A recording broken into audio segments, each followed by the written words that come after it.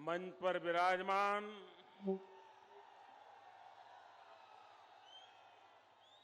Bharatiya Janata party के राष्ट्रीय सचिव श्रीमान सिद्धार्थनाथ सिंह जी,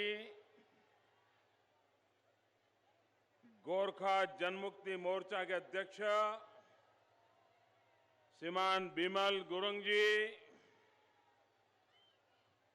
भाजपा के प्रदेश महासचिव श्री विश्वप्रिय रॉय चौधरी जी,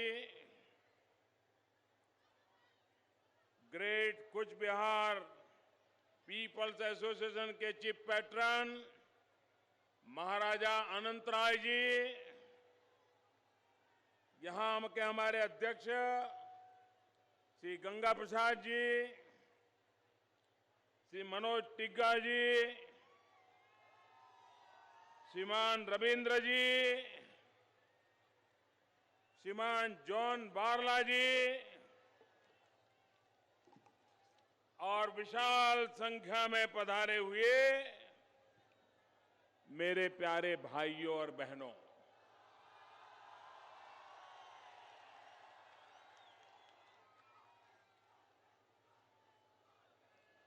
আমার প্রিয় ভাই और বোনেরা,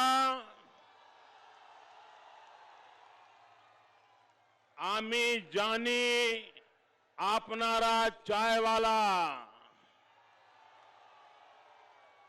আমিও চায়ওয়ালা।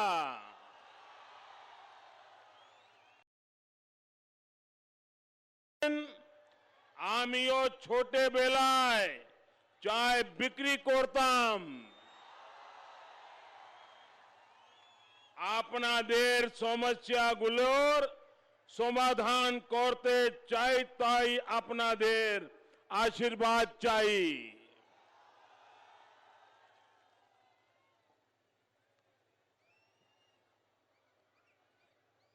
मेरे प्यारे भाइयों बहनों, मैं इस मंच के चारों तरफ दूर दूर तक ये जो नजारा देख रहा हूं, ये लोगों का उमंग और उत्साह देख रहा हूं, दिल्ली में बैठ करके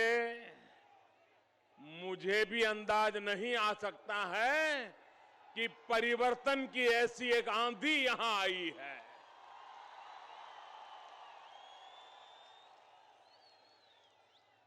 जिन लोगों ने पिछली बार परिवर्तन परिवर्तन परिवर्तन कह करके यहां के लोगों को गुमराह किया था, ये जनता जनार्दन आज उनका हिसाब चुकता करने का संकल्प करके बैठी है।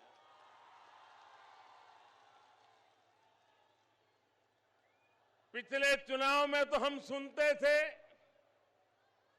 मां माटी मानो। अब क्या सुना 5 साल तक? मां माटी मानुस नहीं, एक ही बात सुनते रहे, मौत मौत और मौत। मां माटी मानुस की जगह ये पश्चिम बंगाल में मौत ने ले ली है। मुझे अभी बताया गया, कल ही चाय बागान में मजदूरी करने वाले हमारे 2 साथियों की मौत हो गई। यहां से 2 किलोमीटर दूरी पर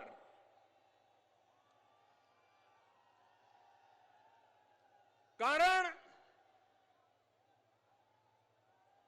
सरकार का उनके प्रति उपेक्षापूर्ण व्यवहार। चाय बागान के नाम पर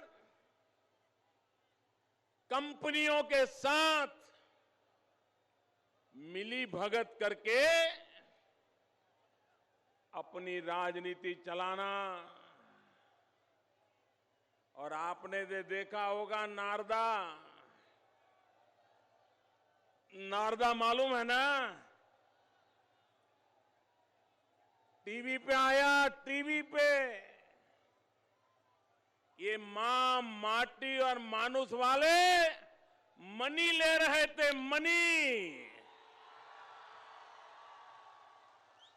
और कैमरा के सामने और काम के बदले में आप पैसे दे दो, आपका काम हो जाएगा। फिर कह रहे हैं इतना तो कम पड़ेगा, काम बहुत बड़ा है, जरा ज्यादा देना पड़ेगा। कोई ये तो कह रहा है इस बार तो इतना दिया, अगली बार कितना दोगे? ये मां माटी मानुष कभी मौत सुनाई देता है, कभी मनी का कारोबार सुनाई देता है। मेरे भाइयों बहनों, क्या पश्चिम बंगाल ने ये मौत और मनी के लिए परिवर्तन लाया था?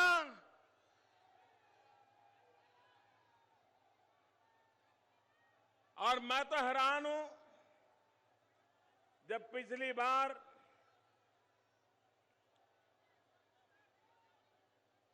दीदी यहां चुनाव लड़ रही थी तो लग रहा था कि 34 साल तक लेप वालों ने जो तबाह कर दिया, बर्बाद कर दिया, ये कुछ ठीक ठाक करने की कोशिश करेगी। लेकिन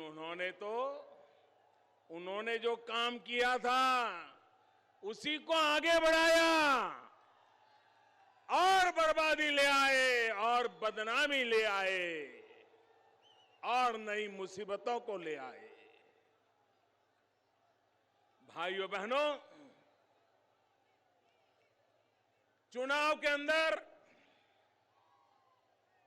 जब राजनीतिक दल मैदान में उतरते हैं तो देश की जनता की अपेक्षा रहती है कि पार्टियां ये बताएं कि उन्होंने पानी के लिए क्या काम किया, कितने पाइपलाइन डाले, कितने हैंडपंप डाले, कितने तालाब खुदवाए, कितनी नहर बनवाई। अगर सरकार के लोग जाते हैं चुनाव के मैदान में तो उनकी जिम्मेवारी रहती है कि वो बताएं कि स्कूलें कितनी खुली, नए बच्चे कितने स्कूल में आए, कॉलेज कितनी खुली, एजुकेशन के लिए क्या काम किया। दार्जिलिंग जो कभी शिक्षा का बहुत बड़ा नाम बन सकता था, उसको बर्बाद किसने किया? भाइयों बहनों, मैं सुनकर के हैरान हूं। चर्चा क्या चल रही है? कितनी स्कूलें बनाई, उसकी चर्चा नहीं हो रही है। कितने अस्पताल बनाए, उसकी चर्चा नहीं हो रही है। गरीबों को कितने घर दिए, इसकी चर्चा नहीं हो रही है। कितने किलोमीटर गांव को रास्ते दिए, उसकी चर्चा नहीं हो रही है। चर्चा ये हो रही है कि लेप वाले कहते हैं कि दीदी आपके राज में इतने बलात्कार हुए, तो दीदी कहती है अरे तुम्हारे राज में इससे भी ज्यादा बलात्कार हुए थे। लेप वाले कहते हैं कि तुम्हारे राज में इतने लोग मरे, तो दीदी कहती है तुम्हारे समय इतने मरे थे। लेप वाले कहते हैं कि तुम्हारे यहां इतने बम बनाए जाते हैं, तो दीदी कहती है तुम्हारे समय में इतने बम बनाए जाते हैं। लेप वाले कहते हैं कि इतना भ्रष्टाचार होता है, तो दीदी कहती है कि तुम्हारे समय इतना भ्रष्टाचार होता था। मैं हैरान हूं भैया, क्या ये दोनों लोग बलात्कार किसके ज्यादा हुए उसकी बात करेंगे कि माताओं बहनों के रक्षा की बात करेंगे? किसके जमाने में कितने मरे थे, इसी के ब्लेम गेम चलता रहेगा कि नए अस्पताल कितने बने, इसकी चर्चा होगी। बम कितने बने, इसी के लिए दोनों कौन ज्यादा बम बनाता था वो लड़ेंगे कि बंगाल की जनता को बम बंदूक और पिस्तौल की दुनिया से कौन बचाएगा, इसकी चर्चा करेंगे। भाइयों बहनों, बंगाल ने ये दोनों विकराल चेहरे देख लिए हैं, दोनों विकराल रूप रंग देख लिए हैं, ये दोनों के तौर तरीके आपने देख लिए हैं। मेरे बंगाल के भाइयों बहनों, क्या जमाना था बंगाल का। एक जो बंगाल सोचता था तो हिंदुस्तान को बंगाल जो सोचता था उसी सोचने के लिए मजबूर होना पड़ता था। अंग्रेज भी आए तो उन्होंने अपने लिए सबसे अच्छी जगह कहां चुनी, तो बंगाल चुनी थी। वो बंगाल आने के लिए लालायित हुए थे क्योंकि बंगाल इतना ताकतवर था, इतना प्रगतिशील था, इतनी उसकी ग्लोरी थी। लेकिन आजादी के बाद कांग्रेस ने, लेफ्ट ने और अब दीदी ने बंगाल को बर्बादी के ऐसे नए नए रूप दिखाए हैं कि अब अगर बंगाल को बचाना है, आपका भविष्य मेरे नौजवान भाइयों, आपका भविष्य इन दोनों के हाथ में सलामत नहीं है।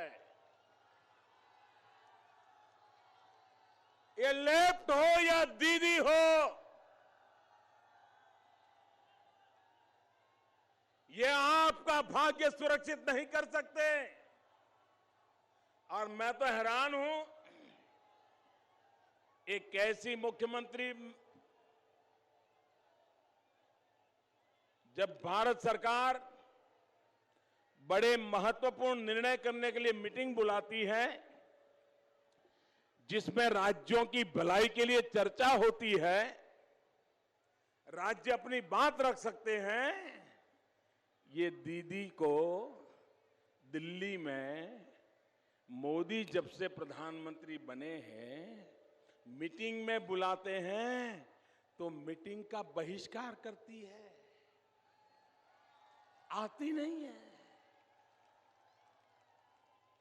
अगर आग आकर के आपको भारत सरकार से क्या शिकायत है जरा हमको बताती, भारत सरकार से आपको क्या चाहिए हमको बताती, लेकिन नहीं, मोदी ने मीटिंग बुलाई है, मैं नहीं जाऊंगी।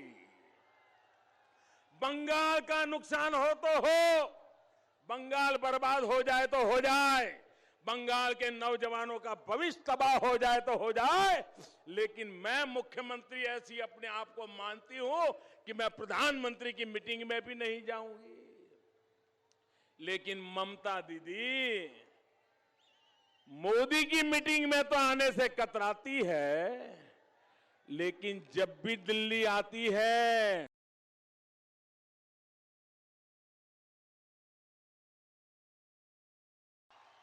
ये नाता हमें समझ में नहीं आता है।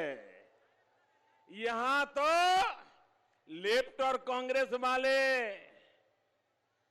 मोर्चा लगाए बैठे हैं, लेकिन जब दीदी दिल्ली आती है तो सोनिया जी का आशीर्वाद जरूर लेती है और बराबर एक दूसरे के पास खड़े रह करके हंसते हुए फोटो भी निकलवाते हैं। अब आपको समझ आया ना कि इनका गठबंधन कैसा है। जो लोग मिले हुए हैं वो आपका भला करेंगे क्या? ये जो लोग मिले हुए हैं वो आपका भला करेंगे क्या? भाइयों बहनों, इनको बंगाल की चिंता नहीं है, उनको बंगाल के नौजवानों की चिंता नहीं है। आप मुझे बताइए, ये हमारे चाय बागान कानूनन चाय बागान के लिए राज्य सरकार की तरफ से एक वेलफेयर ऑफिसर होना चाहिए कि नहीं होना चाहिए? यहां के लोगों की मुसीबतों को सुनने के लिए एक दफ्तर काम करना चाहिए कि नहीं करना चाहिए? कानून में है कि नहीं है? राज्य सरकार की जिम्मेवारी है कि नहीं है? क्या एक भी चाय बागान है कि जहां पर इस प्रकार से चाय के गरीब लोगों की व्यवस्था के लिए कोई अफसर हो, कोई सुनवाई हो, कोई दफ्तर हो, ऐसी कोई व्यवस्था है क्या? अगर जो आपका सुनना नहीं चाहते ऐसे लोगों को अब आप बंगाल की सरकार में से घर भेज दीजिए। भाइयों, मैं दिल्ली से बार बार इस विषय को कहता रहा, आखिरकार मुझे हमारे मंत्री निर्मला जी को यहां भेजना पड़ा। पहली बार भारत सरकार का मंत्री चाय बागानों में गया, चाय बागान के मेरे मजदूरों के साथ बैठा, उनकी समस्याएं सुनी और बाद में मुझे कठोर निर्णय करना पड़ा कि इन चाय बागान के मजदूरों की भलाई के लिए चाय बागान की कंपनियों को एक्वायर करने का निर्णय करना पड़ा ताकि उनका भला हो। लेकिन ये ममता दीदी की सरकार देखिए, वो ये मालिकों से ऐसी मिली हुई है कि दोनों मिलकर के कोर्ट में चले गए और स्टे ले आए। आपका मैं कल्याण करना चाहता था, उसमें भी रुकावट डाल दी गई। लेकिन मैं आपको वादा करता हूं, मैं गरीबों के कल्याण के मेरे काम को कभी रुकने नहीं दूंगा। मजदूरों की भलाई के काम को कभी थमने नहीं दूंगा। भाइयों बहनों, ये मेरा फैसला है और ये होके रहने वाला है।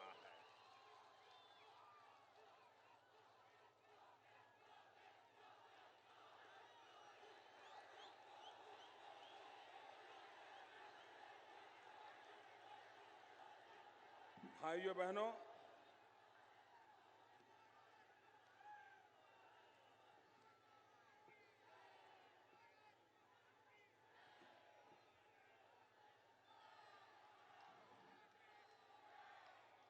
यहां पर एक भ्रष्टाचार का भयानक रूप चुनाव के समय कलकत्ता के अंदर एक ब्रिज गिर गया, अनेक लोग मर गए। मुझे बताइए, अगर कोई मरता है तो कोई मुखिया वहां पहुंचता है तो पहला काम क्या करता है? मरने वालों को बचाने की कोशिश करता है, डॉक्टरों की व्यवस्था करता है, इंजर्ड लोगों को ले जाने की व्यवस्था करता है। दीदी ने क्या किया?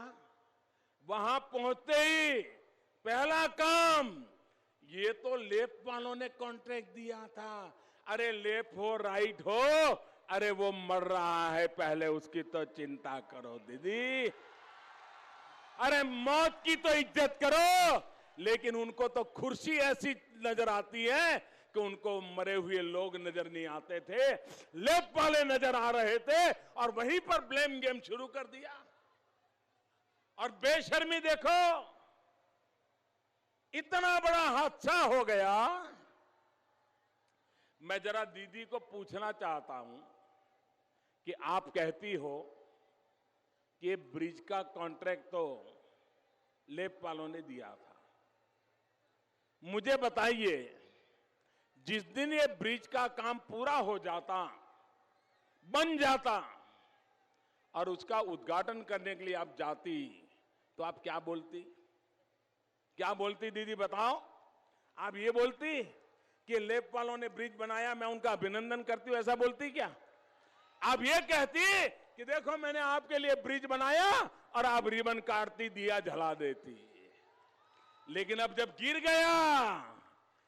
गया तो ये मां माटी मानुस भाग रहे हैं, मौत दिखाई दे रही है।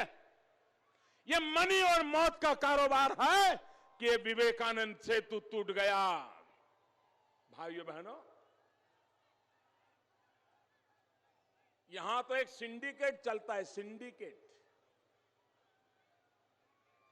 वो सिंडिकेट का ऐसा जाल है, कभी कभी तो लगता है कि सिंडिकेट के नाम पर ही यहां के सारी तंत्र को इन्होंने दबोच के रखा हुआ है। यहां पर भी सैंडलवुड की सिंडिकेट चलती है, सैंडलवुड की। और मैं इलेक्शन कमीशन का आभारी हूं कि जैसे वहां वो ब्रिज गिर गया तो यहां पर ये सैंडलवुड की सिंडिकेट की गाड़ियां पकड़ी गई और पता चला कि हर साल हजारों करोड़ रुपयों की लकड़ी, चंदन की लकड़ी, ये सैंडलवुड सिंडिकेट के द्वारा चोरी हो जाती है। जंगलों को तबाह कर दिया जाता है और लुटेरे लूट के चले जाते हैं। और इतना बड़ा ब्रिज टूट गया तो क्या कहते हैं ये लोग? ये कहते हैं ये तो एक्ट ऑफ गॉड है। दीदी, ये एक्ट ऑफ गॉड नहीं, ये तो एक्ट ऑफ फ्रॉड है, फ्रॉड। ये एक्ट ऑफ फ्रॉड का परिणाम है। ये एक्ट ऑफ गॉड तो उस मात्रा में जरूर है क्योंकि चुनाव के दिनों में गिरा ताकि पता चले कि आपने कैसी सरकार चलाई है। इसलिए भगवान ने लोगों को संदेश दिया है कि आज ये ब्रिज टूटा, कल ये पूरा बंगाल ऐसे ही खत्म कर देगी, इसको बचाओ। ये भगवान ने संदेश भेजा है। और इसलिए भाइयों बहनों, और इसलिए मैं कहने आया हूं, बंगाल को इन दोनों से मुक्ति दिलाए बिना बंगाल की ग्लोरी वापस नहीं आ सकती। चाय बागान में फिर से रौनक नहीं आ सकती। मजदूरों को अपने हक की चीजें मुहैया नहीं हो सकती है। भाइयों बहनों, मैं हैरान हूं, यहां पर भारत सरकार गरीब की थाली में चावल आए, इसलिए गरीब की थाली में चावल आए, इसलिए भारत सरकार 27 रुपया 1 किलो के ऊपर 27 रुपया भारत के सरकार के खजाने से खर्च किया जाता है ताकि गरीब को सस्ते में चावल मिल जाए।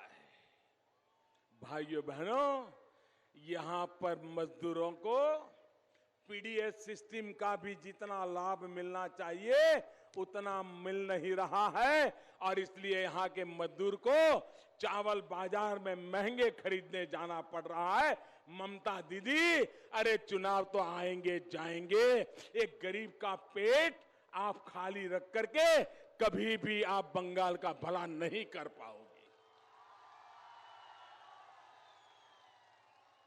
भाइयों बहनों, हमारा देश हमेशा हमेशा हमारे गोरखा भाइयों के लिए गर्व करता आया है। आज भी कहीं पर भी भरोसा करना हो तो लोग कहते हैं भाई हमारी मिलकत संभालनी है तो गोरखा लड़का होगा ना तो कभी कोई मुश्किल नहीं, अपनी जान की बाजी लगा देगा, लेकिन हमारे ऊपर कोई तकलीफ नहीं आने देगा। देश की सीमाओं की रक्षा करनी है तो देश को भी लगता है अरे एक गोरखे का जवान खड़ा होगा ना, दुनिया की कोई ताकत नहीं है ये मेरी भारत मां को छू सके। अपने त्याग से, तपस्या से, समर्पण से, बलिदान से ये हमारे गोरखा भाइयों ने इस देश की रक्षा की है। शान बान शान में उन्होंने बढ़ोतरी की है। लेकिन उनको जितने वादे किए गए, वादे किसी ने पूरे ही नहीं किए। हर कोई उनसे धोखा करता रहा। बहुत सालों से उनके गोरखा कम्युनिटी की 11 बिरादरी उनको शेड्यूल ट्राइब में, एसटी में जगह देने के लिए वादे सबने किए, लेकिन काम किसी ने नहीं किया। आज मैं गर्व से कह सकता हूं मेरे भाइयों बहनों, बुजेल, गुरंग, मंगर, नेवार, जोगी, खास, राई, सुनवार, थामी, पाखा, धीमाल, इन सबको एसटी में लाने के लिए दिल्ली में आपने जिसको बिठाया है उसने काम शुरू करवा दिया। भाइयों, मैंने कहा था देश से जो शरणार्थी बनकर के आए हैं, जिनको मजबूरन बंगाल देश छोड़ करके यहां आना पड़ा है, उनका गुनाह यही था क्योंकि वो उस धर्म को मानते थे जिसके कारण उनको प्रताड़ित किया जाता था, उनका जीना मुश्किल हो गया था और उनको तो भारत के दलाल कहा जाता था, भारत के चाटुकार कहा जाता था, चप्पे चप्पर पर उनकी अपमानित किया जाता था। और इसलिए बेचारे सम्मान के खातिर बांग्लादेश छोड़ करके अपनी भारत माता की गोद में वापस आए। बेटियों पर जुल्म होते थे, बेटियों की इज्जत के लिए वो अपना घर बार छोड़ करके आए। और मैंने कहा था इनका कोई गुनाह नहीं है, एक घुसपैठिए नहीं है, ये मजबूरन आए हैं और भारत सरकार उनके हकों की रक्षा करेगी। वो भारत मां की गोद में आए हैं, उनकी रक्षा करेगी। और मैंने कहा था इसकी जिम्मेवारी सिर्फ आसाम के ऊपर नहीं होगी, इसकी जिम्मेवारी सिर्फ पश्चिम बंगाल के ऊपर नहीं होगी, सारे हिंदुस्तान के सभी राज्यों में थोड़ी थोड़ी जिम्मेवारी देकर के ऐसे परिवारों की चिंता की जाएगी। और वो वादा भी मैंने कानूनन प्रक्रिया के द्वारा पूरा करने का काम शुरू कर दिया है। और जो घुसपैठिया आकर के आपका हक छीन रहे हैं, उन घुसपैठियों को वापस जाना ही पड़ेगा, घुसपैठियों को वापस जाना ही पड़ेगा। हमारे देश के जवानों को रोजगार चाहिए, रोजगार का हक उनको मिलना चाहिए और ये काम हमारी सरकार करके रहेगी। भाइयों बहनों, मैं इस चुनाव में भारी बहुमत से भारतीय जनता पार्टी और हमारे साथी दलों को विजयी बनाने के लिए आपसे वोट मांगने के लिए आया। अब चुनाव के दिन दूर नहीं है, अब सच्चे अर्थ में ऐसे बटन दबाइए कि बंगाल मुसीबतों से मुक्त हो जाए। भाइयों, मुसीबतों से मुक्त हो जाए, मौत और मनी के खेल से मुक्त हो जाए। शारदा चिटफंड, ये पैसे किसके गए भाई? अमीरों के गए क्या? शारदा चिटफंड में गरीबों के पैसे गए कि नहीं गए? मजदूरों के पैसे गए कि नहीं गए? वो पैसे वापस मिलने चाहिए कि नहीं मिलने चाहिए? जिन्होंने आपका पैसा लूटा है वो जेल में जाने चाहिए कि नहीं जाने चाहिए? उनकी जिंदगी जेल में बीतनी चाहिए कि नहीं बीतनी चाहिए? और अगर दीदी उनको बचाती है तो दीदी को घर भेजना चाहिए कि नहीं भेजना चाहिए? शारदा वालों को अगर दीदी बचाती है तो उनको भी तो, दीदी को भी तो घर भेजना चाहिए कि नहीं भेजना चाहिए? और ये लेप वाले कांग्रेस वाले जिन्होंने 34 साल तक मौत का खेल खेला है, क्या फिर से वो मौत का खेल देखना है? यहां फिर से बर्बादी देखनी है? भाइयों बहनों, आपने बर्बादी बहुत देखी है, आपने बर्बादी बहुत देखी है।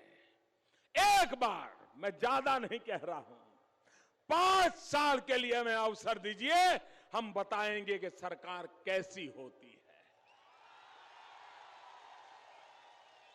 हम जहां जहां सरकार में बैठे हैं, उस राज्यों में विकास हुआ है। मध्य प्रदेश देखिए, छत्तीसगढ़ देखिए, झारखंड देखिए, गोवा देखिए, महाराष्ट्र देखिए, गुजरात देखिए, राजस्थान देखिए, आज हरियाणा देखे, पंजाब देखे, जहां जहां पर भारतीय जनता पार्टी को सेवा करने का मौका मिला है, वहां एक ही काम हुआ है, विकास, विकास और विकास। मैं आपसे विकास के लिए वोट मांगने आया हूं, बच्चों की पढ़ाई के लिए वोट मांगने आया हूं, नौजवानों की कमाई के लिए वोट मांगने आया हूं, बुजुर्गों की दवाई के लिए वोट मांगने के लिए आया हूं, गांव को सड़क मिले इसलिए वोट मांगने आया हूं, घर में बिजली आए इसलिए वोट मांगने आया हूं, आपको पीने का अच्छा पानी मिले इसके लिए वोट मांगने आया हूं। और इसलिए मेरे भाइयों बहनों, कल्याण करने के लिए हमें वोट दीजिए। इस एक अपेक्षा के साथ आप सबका बहुत बहुत धन्यवाद।